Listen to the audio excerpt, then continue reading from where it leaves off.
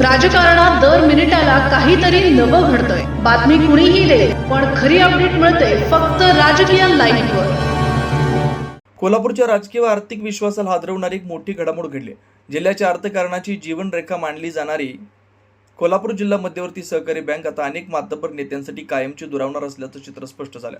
भारतीय रिझर्व्ह बँकेच्या नव्या नियमानुसार एखादा संचालक सहकारी बँकेत 10 वर्षे किंवा त्याहून अधिक काळ पदावर राहिला असेल तर त्याला पुढील निवडणूक लढवण्यास अपात्र ठरवलं जाणार आहे। बँकिंग कायदा सुधारणा अधिनियम 2025 अंतर्गत या नियमाला मंजुरी मिळताच सहकार विभागाने तात्काळ अंमलबजावणीचे आदेश दिले। त्यामुळे यंदा होणाऱ्या कोल्हापूर जिल्हा बँकेच्या निवडणुकीत अनेक दिग्गज नेत्यांचं राजकीय स्वप्न अचानक थांबण्याची वेळ आली। गेल्या 2 ते 2.5 दशकांपासून जिल्हा बँकेच्या सत्ताकरणात महत्त्वाची भूमिका बजावणारे वैद्यकीय शिक्षण मंत्री हसन मुश्रीफ यांच्यासह अनेक प्रभावी नेते या नव्या नियमाच्या कचाट्यात सापडले। मुश्रीफ गेली अनेक वर्षे बँकेचे संचालक असून मागील दशकभर त्यांनी अध्यक्षपदाची धुरा सांभाळली।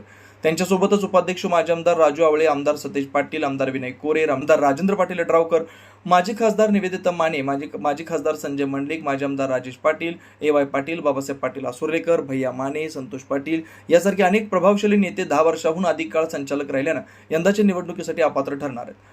कोल्हापूर जिल्हा बँक ही केवळ एक आर्थिक संस्था नसून ग्रामीण अर्थव्यवस्थेचा कणा आणि जिल्ह्याच्या राजकारणाची नाडी मानली जाते।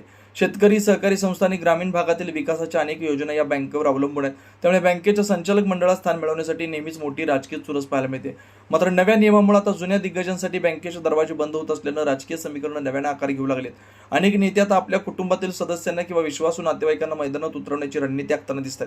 दरम्यान काही अपात्र ठरणाऱ्या नेत्यांनी आपली राजकीय ताकद कायम ठेवण्यासाठी गोकुळ दूध संघाच्या निवडणुकीकडे मोर्चा वळवण्याचा निर्धार केल्याची चर्चा रंगू लागली। जिल्हा बँकेतील 2 ते 3 विद्यमान संचालक गोकुळच्या रणांगणात उतरतील अशी माहिती आहे।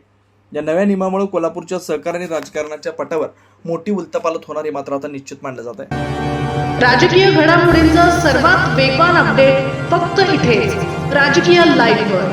आमच्या YouTube चॅनलला लाईक, शेअर, सबस्क्राईब करा आणि रहा राजकारणाच्या रणभूमीवरील थेट नजरेत।